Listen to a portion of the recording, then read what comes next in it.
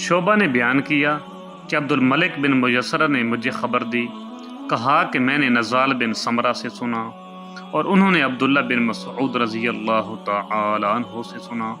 انہوں نے کہا کہ میں نے ایک شخص کو قرآن کی ایک آیت اس طرح پڑھتے سنا کہ رسول اللہ صلی اللہ علیہ وآلہ وسلم سے میں نے اس کے خلاف سنا تھا، اس لیے میں نے ان کا ہاتھ تھامے آپ کی خدمت میں لے گیا۔ آپ نے میرا اعتراض سن کر فرمایا کہ تم دونوں درست پڑھتے ہو۔ شعبہ نے بیان کیا کہ میں سمجھتا ہوں کہ آپ نے یہ بھی فرمایا کہ اختلاف نہ کیا کرو، کیونکہ تم سے پہلے کے لوگ اختلاف ہی کی وجہ سے تباہ ہو گئے۔ صحیح بخاری حدیث نمبر 2410۔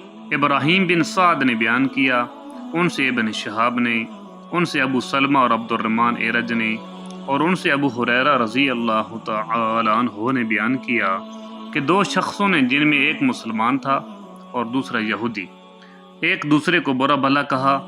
مسلمان نے کہا اس ذات کی قسم جس نے محمد صلی اللہ علیہ وآلہ وسلم کو تمام دنیا والوں پر بزرگی دی، اور یہودی نے کہا اس ذات کی قسم جس نے موسیٰ علیہ السلام کو تمام دنیا والوں پر بزرگی دی۔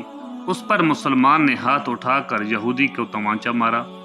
وہ یہودی نبی کریم صلی اللہ علیہ وآلہ وسلم کی خدمت میں حاضر ہوا اور مسلمان کے ساتھ اپنے واقعے کو بیان کیا۔ پھر حضور صلی اللہ علیہ وآلہ وسلم نے اس مسلمان کو بلایا اور ان سے واقعے کے متعلق پوچھا۔ انہوں نے آپ کو اس کی تفصیل بتا دی۔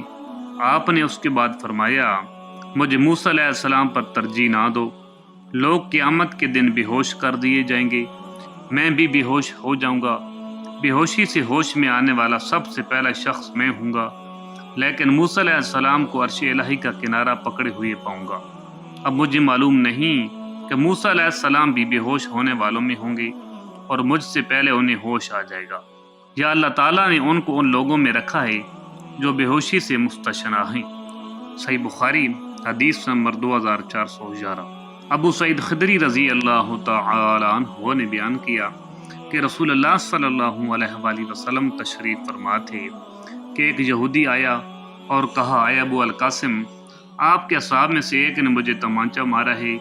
آپ صلی اللہ علیہ وآلہ وسلم نے دریافت فرمایا، کس نے؟ اس نے کہا کہ ایک انصاری نے۔ آپ نے فرمایا کہ انہیں بلاؤ۔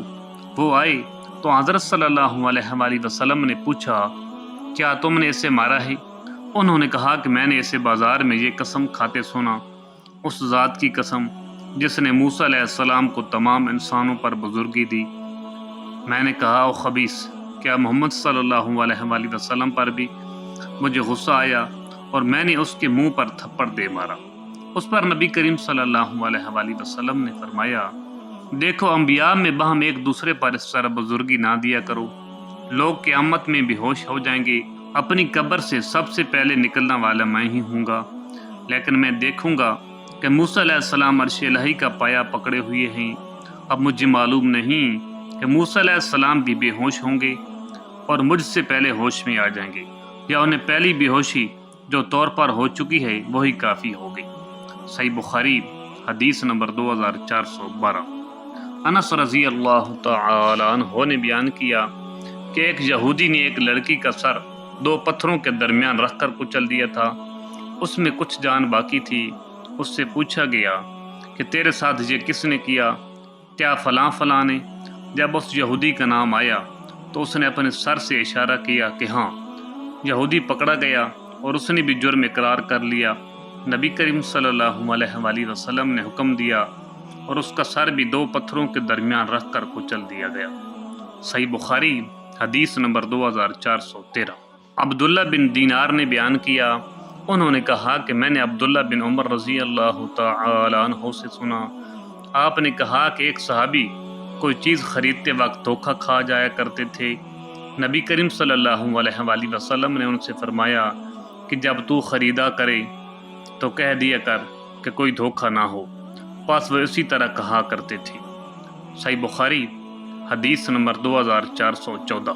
ابن ابی ذئب نے بیان کیا، ان سے محمد بن منقدر نے اور ان سے جابر رضی اللہ تعالی عنہ نے کہ ایک شخص نے اپنا ایک غلام آزاد کیا، لیکن اس کے پاس اس کے سوا اور کوئی مال نہ تھا، اس لیے نبی کریم صلی اللہ علیہ وآلہ وسلم نے اسے اس کا غلام واپس کرا دیا اور اسے نعیم بن نہام نے خرید لیا۔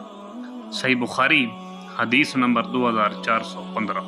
عبداللہ بن مسعود رضی اللہ تعالی عنہ نے بیان کیا کہ رسول اللہ صلی اللہ علیہ وآلہ وسلم نے فرمایا، جس نے کوئی جھوٹی قسم جان بوجھ کر کھائی تاکہ کسی مسلمان کا مال ناجائز طور پر حاصل کر لے، تو وہ اللہ تعالیٰ کے سامنے اس حالت میں حاضر ہوگا کہ اللہ پاک اس پر نہایت ہی غضبناک ہوگا۔ راوی نے بیان کیا، اس پر اشعث رضی اللہ تعالی عنہ نے کہا کہ اللہ کی قسم، مجھ سے ہی متعلق ایک مسئلے میں رسول کریم صلی اللہ علیہ وآلہ وسلم نے یہ فرمایا تھا، میرے اور ایک یہودی کے درمیان ایک زمین کا جھگڑا تھا، اس نے انکار کیا، میں نے مقدمہ نبی کریم صلی اللہ علیہ وآلہ وسلم کی خدمت میں پیش کیا۔ حضرت صلی اللہ علیہ وآلہ وسلم نے مجھ سے دریافت فرمایا، کیا تمہارے پاس کوئی گواہ ہے؟ میں نے کہا کہ نہیں۔ انہوں نے بیان کیا کہ حضرت صلی اللہ علیہ وآلہ وسلم نے یہودی سے فرمایا کہ پھر تو قسم کھا۔ اشعث رضی اللہ تعالی عنہ نے بیان کیا کہ میں نے عرض کیا، یا رسول اللہ، پھر تو یہ جھوٹی قسم کھا لے گا اور میرا مال اڑا لے جائے گا۔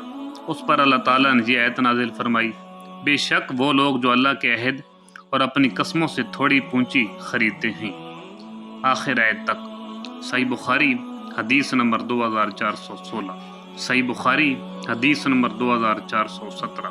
یونس نے خبر دی، انہیں زہری نے، انہیں عبداللہ بن کعب بن مالک رضی اللہ تعالی عنہ نے، انہوں نے کعب رضی اللہ تعالی عنہ سے روایت کیا، انہوں نے ابن ابی حدرد رضی اللہ تعالی عنہ سے مسجد میں اپنے قرض کا تقاضا کیا، اور دونوں کی آواز اتنی بلند ہو گئی کہ رسول کریم صلی اللہ علیہ وآلہ وسلم نے بھی گھر میں سن لی۔ آپ نے اپنے حجرہ مبارک کا پردہ اٹھا کر پکارا، اے کعب۔ انہوں نے عرض کیا، یا رسول اللہ صلی اللہ علیہ وآلہ وسلم، میں حاضر ہوں۔ اب صلی اللہ علیہ وآلہ وسلم نے فرمایا کہ اپنے قرض میں سے اتنا کم کر دے، اور آپ نے آدھا قرض کم کر دینے کا اشارہ کیا۔ انہوں نے کہا کہ میں نے کم کر دیا۔ پھر آپ نے ابن ابی حدرد رضی اللہ تعالی عنہ سے فرمایا کہ اٹھ، اب قرض ادا کر دے۔ صحیح بخاری حدیث نمبر 2418۔